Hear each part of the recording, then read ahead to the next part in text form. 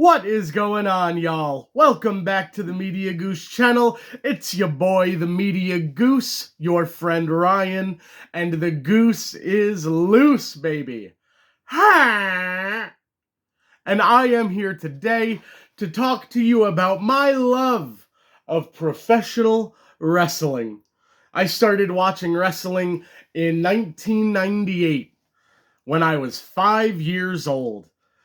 It was the talk of the schoolyard, of the playground. Everybody was talking about wrestling in the 90s, so of course I was a huge fan. This was the World Heavyweight Championship for WWE during the Attitude Era when I started watching, and it is definitely my favorite world title in terms of design. This is what I think of when I think of a World Heavyweight Championship. The big gold belt is gorgeous, but this is just my belt. This is the belt Triple H, Stone Cold, The Rock, Mankind. I'm gonna put it back now. That is why that belt has always been a part of my set. I loved WWE when I was a kid, man. I was so taken in by all of the larger-than-life characters and the larger-than-life aspects of the show. When I started watching in late 97, 98, the big stars were Shawn Michaels, The Undertaker, The Rock, Triple H, Stone Cold. They were kind of on the come-up. And I remember the thing that really kind of took my viewing of wrestling to the next level was a VHS tape of The Undertaker. And it was like a bunch of his feuds, and they would show you the video packages that they would put together, and everything between him and Mankind just completely hooked me. Undertaker and Mankind were my doorway into professional wrestling. I got the same feeling watching that tape as I did watching animated series of comic book characters, movies. The same kind of imagination was ignited for me. And that tape in particular, Mankind, Mick Foley, and The Undertaker, those two and the feud they had through 97 and 98 just completely hooked me into wrestling. It felt like a comic book arc, or like, I don't know, like a monster movie. These boiler room matches where Mankind and Undertaker, it's like darkly lit, and it's just so creepy. Mankind and Undertaker were my two favorites. Mankind in particular, because Mankind looked like an everyman. He looked like he could be anybody just off the street. In fact, Mankind looked a lot like my dad, so I would imagine my dad as a wrestler, as Mankind, because my dad was also a boxer. He's like an inch shorter than me, got a gut, looks like me, Irishman. But that connection there of feeling represented in a fat guy, when it's not all just like, I don't know, Lex Luger's walking around, or these big muscle-bound guys. The early 90s sensibilities of WWE had kind of started to fade away in the mid to late 90s as they did go to more child-centric things. And obviously that wasn't the case once the Attitude Era hit. But like early 90s and mid 90s, I think, were a lot of over-the-top kind of goofy characters, and a lot of that was to appeal to younger crowds, I think. And it's funny that it was actually like the dark, twisted stuff that appealed to me. And in the late 90s, I remember everybody was coming into school the next day and talking about what had happened on the Monday Night Raw beforehand. And it was so popular.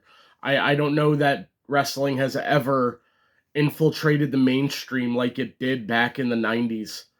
And then once I'm hooked and I'm watching, I talked about Mankind and I talked about The Undertaker being like my entry point. But the two wrestlers that meant the most to me after a while and became the reason I was watching were The Rock and Stone Cold.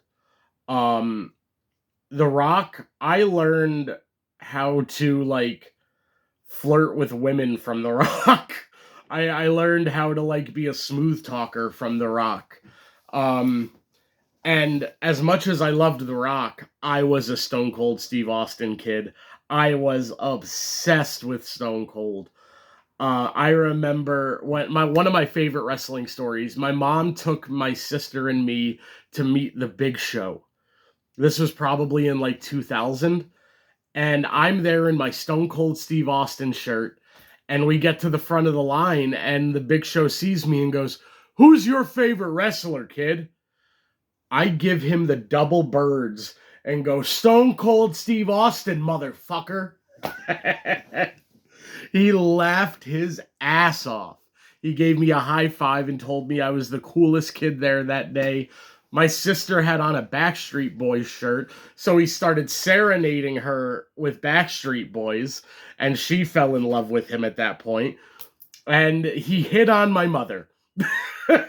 He flirted with my mom real hard, and I gotta tell you, I was on board. I would have been fine with Paul White, the Big Show, as my father. That was one of the most incredible memories of my childhood. Meeting the Big Show and flipping him off with my Stone Cold shirt. Oh my god, it just made me so happy, and I love sharing that story. Wrestling meant the world to me. Getting the video games. Um, I stopped watching, I believe, in it would have been like late 2002, early 2003. So the invasion had started. And I remember when the invasion started, even as a child, I've said before, I wasn't a big WCW guy or ECW, but I played some WCW games. And you know enough of the big stars like Hogan, Macho Man, Sting, all those guys, Booker T. And then the invasion starts, and I'm like, who the hell are these guys? So even as a child, because that's known as like the biggest letdown of a storyline ever. If you don't know, WCW and WWF were at odds. They were in a war over ratings as opposing entities. And then WWE bought out WCW, and they started to tell the story of an invasion, WCW as this invading force. But imagine now that instead of the top stars, Hulk Hogan, Scott Hall, and Kevin Nash, the NWO, arguably the most popular wrestling act of all time, DDP, another insanely popular wrestler, none of them were there. It was like Dean Malenko and like the mid card. And even as a kid, I was like, why would they do this? Where's Hulk Hogan? Where's all of the guys? Where's Sting? So as that era started was when my fandom, I went into foster care around that time, and I would sneak wrestling when I could. There was a TV in my room that got like a terrible kind of staticky picture, and I would turn on channel 9 UPN to try to watch it when I could. Um, but yeah, that was wrestling when I was a kid, and then I kind of fell out of it. I didn't have access to it. And right around the build to WrestleMania 27 is when I got involved again. Um, I remembered they were hyping up that they were going to announce a host for WrestleMania 27, and all of the online buzz was that it was going to be Justin Bieber. And I was what year was WrestleMania 27? Like 2010? Basically, I was a middle school kid, so I did not like Justin Bieber. Any middle school boy at that time would do anything. Yeah, it was 2011. Any middle school kid that was straight at that point made fun of Justin Bieber, said things about him. So I was tuning in essentially to make fun of it. And then it's The Rock. And I remember sitting in my chair in the living room while that electricity was like going through the stadium and The Rock's music hit. And I felt like a kid again. I was fully hooked again. And then The Rock comes out with his legendary return. and we are on the road to the worst WrestleMania I've ever watched. Go figure, the year I come back, it's an awful WrestleMania, but so yeah, that was my first Raw back, was watching the host of WrestleMania 27, and I started watching it again weekly, but I wasn't talking about it. I would get on like the internet and like nodq.com. Don't go to nodq.com. Those are not good dudes. Those are weird guys. Those are like the weird guys from the 90s that lived in their basement and like posted about wrestling. I don't like those guys anymore. But coming back into wrestling, the people that hooked me. So I saw some of John Cena doing the Doctor of Thugonomics and liked that, but I did not like the superhero John Cena, and he was fully Super Cena by this point when I tuned in again. I loved CM Punk. CM Punk, I had no experience with him, so his like new Nexus stuff that he was doing then, I was all in. I could tell right away how good of a promo he was, how good he was in the ring. Everything he did was just better than the people around him. Also, I'm just gonna Google here what wrestlers were like big at that point. So Randy Orton, obviously, John Cena. I think Triple H is still wrestling at that point. Del Rio, Cesaro. A lot of guys that would become big deals were getting their starts in NXT. Christian was like a main eventer at this point. He did a lot of great work back then.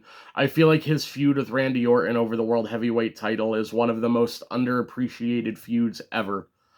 Daniel Bryan at that point is picking up steam, and I loved him right away. He's probably on my Mount Rushmore. He's one of my 4 favorite wrestlers ever, I think.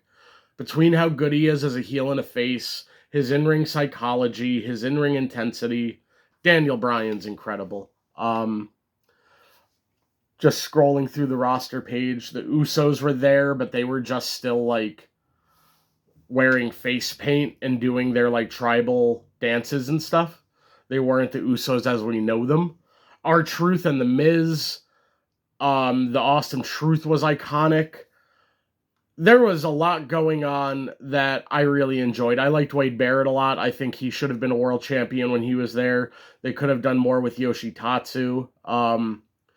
But as I kept watching, the wrestlers that really connected with me, my favorite kind of modern wrestler is definitely Bray Wyatt. Bray Wyatt's one of my favorites. The in-ring storytelling, the larger-than-life, like, spooky characters always connected with me most. Undertaker and Mankind, Kane, Boogeyman. So when Bray Wyatt came up, Bray Wyatt, I might do a video all on Bray Wyatt because they never made him what he should have been. Those initial video promos where he was doing like Robert De Niro in like Cape Fear, holy shit. The new stuff with the Wyatts, I wish they would go back to more of the origins of the Wyatt family, like that Bayou family in the woods. That stuff was breathtaking. Those promos blew me away. Heel Michael Cole was awful at that point. Some nights the commentary was so bad I'd stop watching wrestling. But at that point, I'd say probably college was when I got all in on wrestling again, when there were some guys on my floor that also wanted to watch the pay-per-views, and that's when I really got invested again. So that would have been like 2012 to 2014. And ever since then, I've been watching WWE weekly. Maybe not the entire time. I always kept up with the results on like Bleacher Report when I wasn't watching. I always knew who was doing what. But for me, I just love... Wrestling is theater, and theater is kind of wrestling, and neither wants to be the other, but they're kind of one and the same. It's about the dynamics between characters, the stories you tell, the promos, the backstage vignettes. That's why Mankind, Undertaker, Bray Wyatt are my favorites. That stuff, the The guys who could have just been actors, that CM Punk as well. He could just be an actor with how good he portrays his character in wrestling. So that's like my life as a wrestling fan. And now I'm recording reactions to wrestling every week. Part of me thinks I could start an entire separate wrestling channel to sustain itself. But I don't know. I think I'd like to do it with somebody. This whole getting on and talking by myself is kind of hard. I get a little spacey and I get off track a little bit. But if I had somebody to do a wrestling podcast with, I would really love that. If you want to do that with me, let me know. Comment down below. I'd love to. Even if it's like you want to do a once-off spot where we talk about wrestling and you tell me your favorite wrestlers, your favorite storylines, I'd really love to start doing that. So comment down below if you'd like to do we meet on Zoom and just talk wrestling, and I'll share it. I'd love to hear other people's stories about what wrestling means to them and why they got into it. Because when I watch wrestling, I know what it means to me, but I'd like to know what it means for other people too. So, what's your journey with professional wrestling? Do you remember? Oh, the biggest thing I didn't share. I can't believe I didn't share this. The first pay-per-view I ever got my dad to buy was the pay-per-view where Owen Hart passed away. That was crazy. My dad was so damn confused. So was I. And they finished the card and I was so confused. But imagine that you finally convince your parents to order a wrestling pay-per-view and a wrestler dies. That was my first pay-per-view. When I was watching as a kid, I didn't watch the pay-per-views. I think when my dad would go to Blockbuster, I'd ask him to pick up any VHSs he might see of like the recent events that I missed. But a lot of times you'd have to catch up on the weekly show, or your friends would have to tell you what happened. All right, y'all. So that is why I love professional wrestling. Comment down below what hooked you, what wrestlers got you interested, and if you're still watching today, have my reviews sparked your interest in wrestling? I'd love to talk about that. Comment down below, like the video if you haven't already. The Goose is out. Hey!